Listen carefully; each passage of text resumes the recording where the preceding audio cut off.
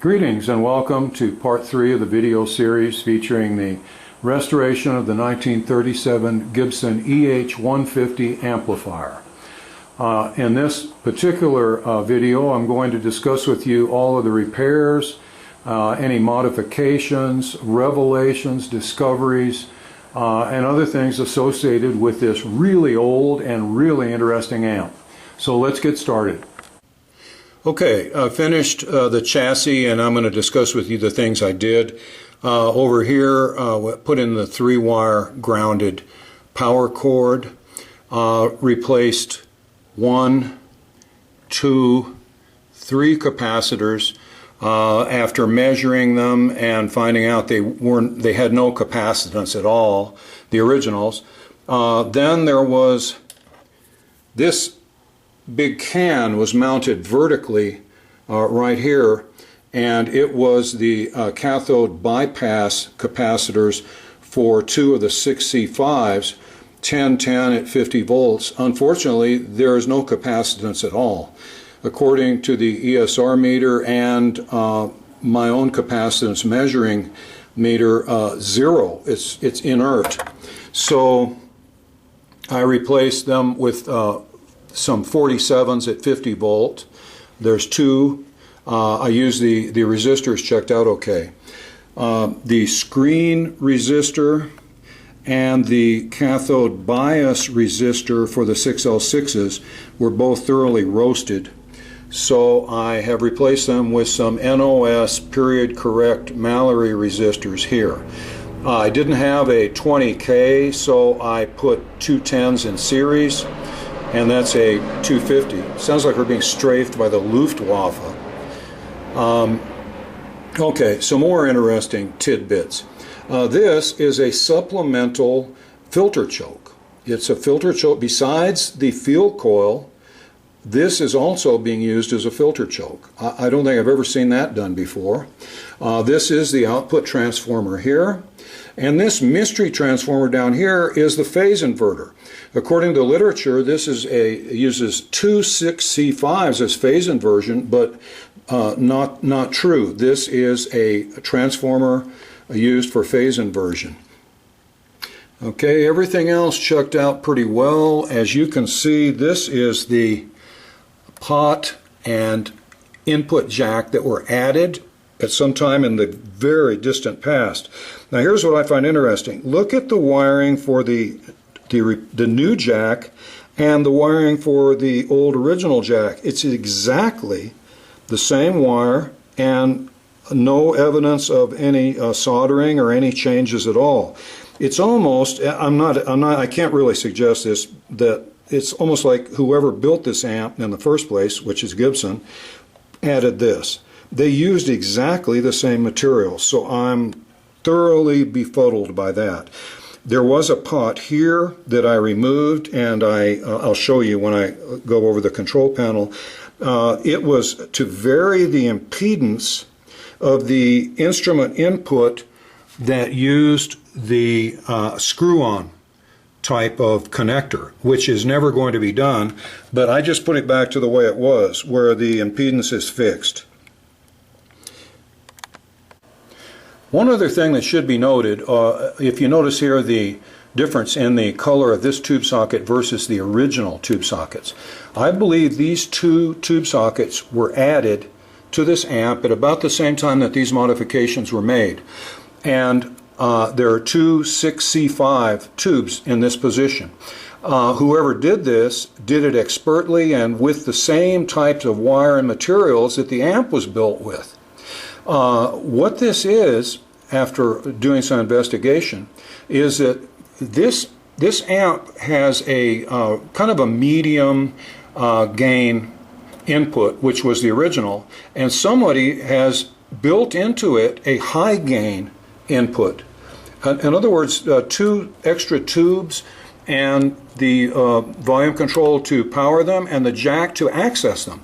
So if you plug into the original jack, you get the original sort of medium gain. If you plug into the replacement jack here, or the added jack, you get a much higher gain and, to be honest with you, a lot better tone. So I have no idea who did this, but I'll guarantee you it hasn't been done in the last 50 years or so. This amp is, 76 years old. And I would say that these alterations were made probably 70 or so years ago by somebody who really knew what they were doing. And I don't know if Gibson did it. I understand that they did modify amplifiers for certain famous performers. I don't know if this is one of those, but whoever did it had access to the same materials that Gibson used, exactly the same. If you look at the even the wire that's inside the shielding, the black glossy wire, it's exactly the same. So this is one of those mysteries that will keep me up at night wondering. And part of the key may be the name that's on the amplifier that's been beautifully lettered on there in what appears to be with Gibson paint and Gibson lettering, which is W.L. Dickerson. If anybody out there knows who this person is, maybe that would shed some light on the modifications that were made to this amplifier. Okay, as we look at the finished control panel, really no changes to the majority of it. This is where the pot that varied the impedance of this input was, and there's no need for that, so I removed it and put a metal plug in there and then painted it with wrinkle paint. Instead of that hideous wooden knob that was on here, this is the potentiometer that controls the high gain circuit, and I put a matching chicken head knob on it. Wait till you hear this thing. It is astounding what this circuit can do. I think you'll be very impressed. This is the kind of quaint part. Up here is, I guess, what they call normal tone with plenty of treble, and down here is what they call bass tone. Wait till you hear the difference. It is absolutely, you think this is as good as it gets till you shift it down here. It's really astounding. Okay, I just left these inputs because I'll never use them. This is the normal gain input, this is the high gain input. This actually is involved in the volumes of both, but this is the main control for the high gain input.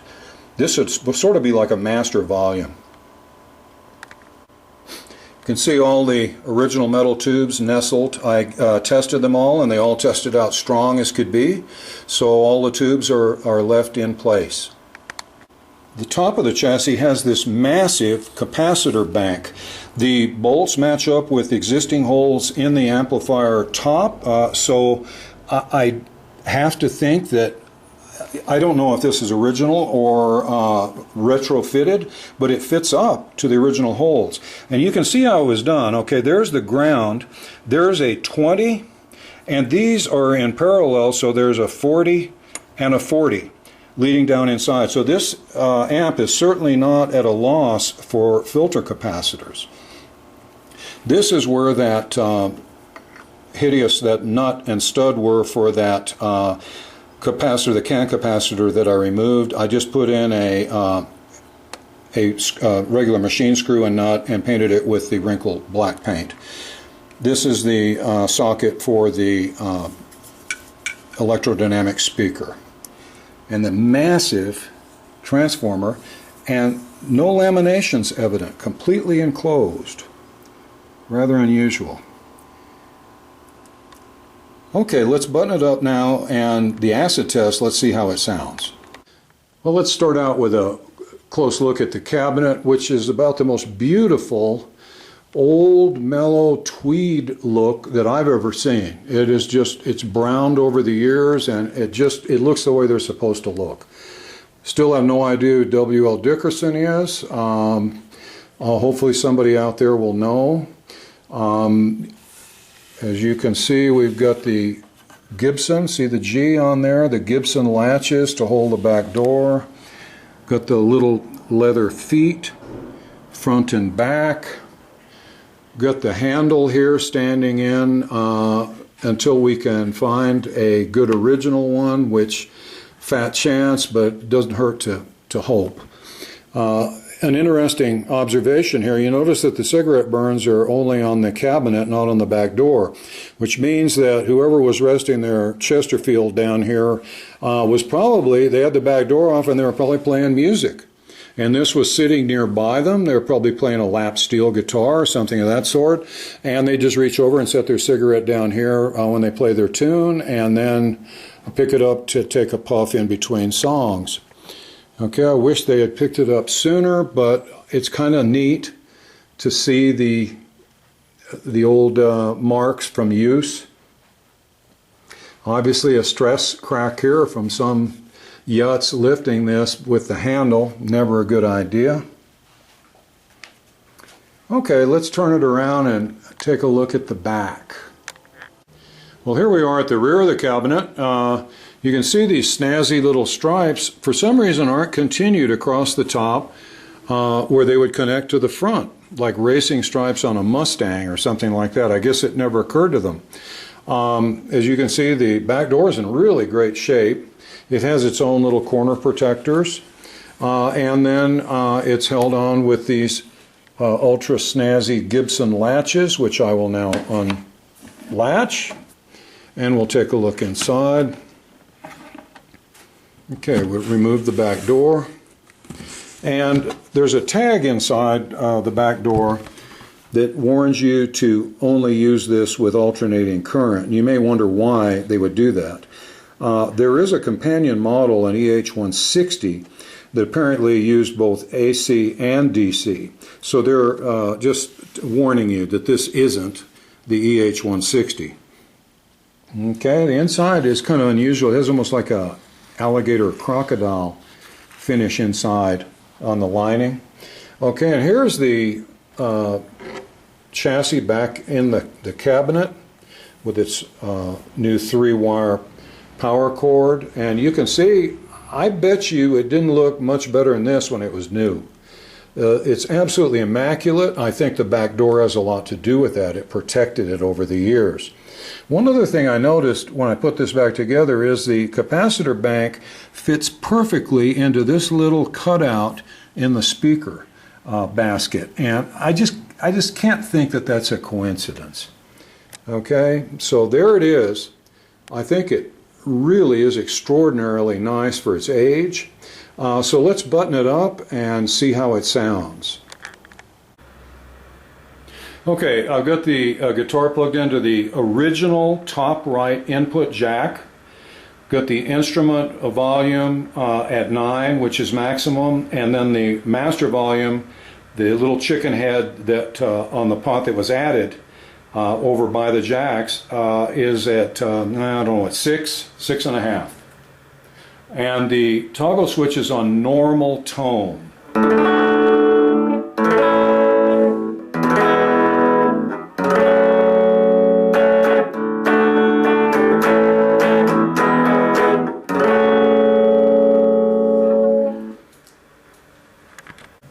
Okay, now without changing anything except for the tone switch, we're now down in bass tone.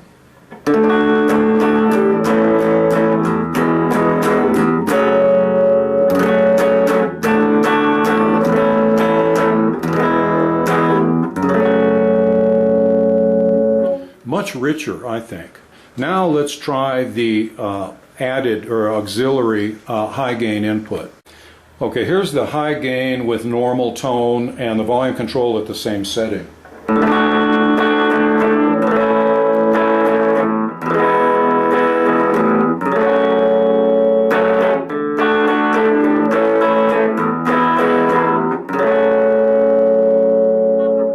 Probably half again louder. Now let's try it on the bass tone. Okay, here we are plugged into that auxiliary high gain input on bass tone. Volume control is the same. It has been for every one of these sequences.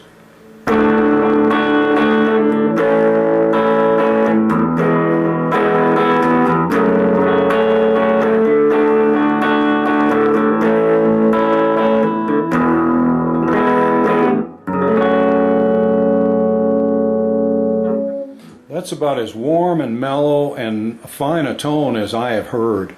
So whoever crafted this additional input channel, this high gain channel, really knew what they were doing. They added 2 tubes and wire this thing expertly using equipment and wire that is just like the rest of the pieces in the amp.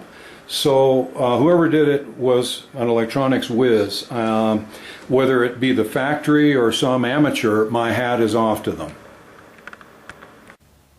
Well, that about does it for the three-part video series on the restoration of the 1937 Gibson EH-150.